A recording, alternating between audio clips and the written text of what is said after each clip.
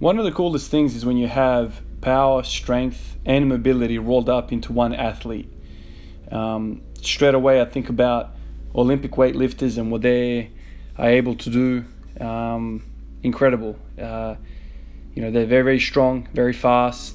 Technique is one of the biggest rate limiting steps for them.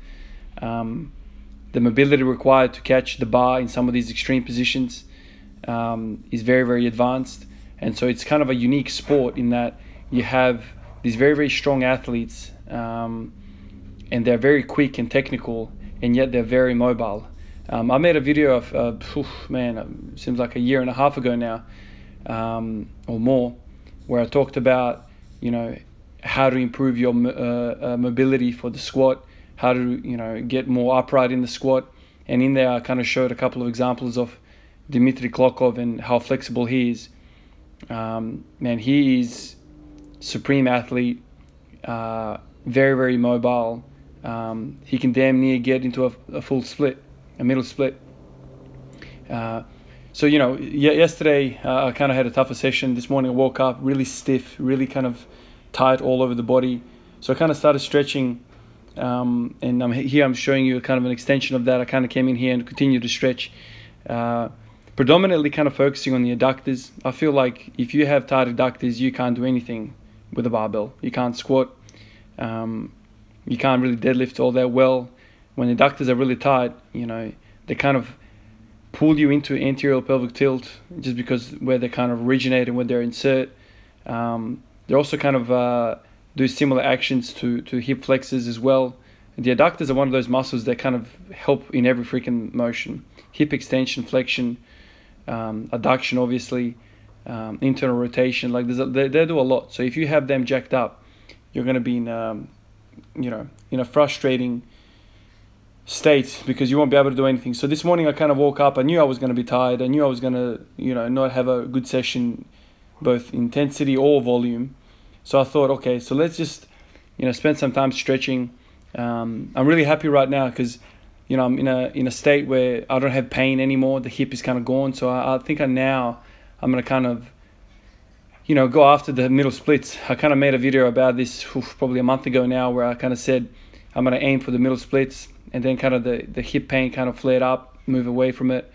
Now I'm kind of in a good state again, so I'm going to kind of attack the adductors again. I'm going to try and get the middle splits. I really feel like squats and middle splits kind of go hand in hand. It's kind of yin and a yang. If you're taking your squats ATG like the way I am, that bottom portion of the squat basically is all adductors. Number one, you need long adductors to even get into that position. And number two, to get out of that position, you need strong adductors. That's kind of the biggest mover, kind of below parallel of a squat. So oftentimes, when people ask me, on Instagram or YouTube, they send me, links of their lifts. I usually tell these guys, look, just start at the adductors, start at the hamstrings, start at kind of the posterior chain, and you'll see improvements. The adductors are more beefier. It's a bigger muscle group than the hamstrings, but it's not often thought about. It's kind of like an afterthought in a lot of people's minds. For me, I feel like when my adductors are feeling good, I'm feeling good as a whole. So this is why I've kind of, said middle splits more so than front splits. I feel like if you have middle splits, everything else kind of opens up. So I'm going to try and kind of slowly start stretching the adductors. You can't treat stretching like 5 hours a day kind of thing. They also have a recovery component to them. Like, it's not just the more you stretch the better it is. You also kind of need to let the muscles recover from stretching, especially if you're kind of doing PNF stretching. If you don't know what PNF stretching is, Google it. It's actually a fascinating method of stretching. It stands for proprioceptive neuromuscular facilitation.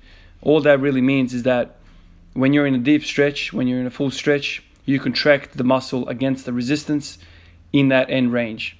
So if you're doing a middle split, you're stretching your adductors and you're kind of camping out over there kind of for like 30 seconds, and then you kind of contract it against something, whether it's the wall or whether it's the floor, whatever. You could hold the contraction for 5 seconds and you release.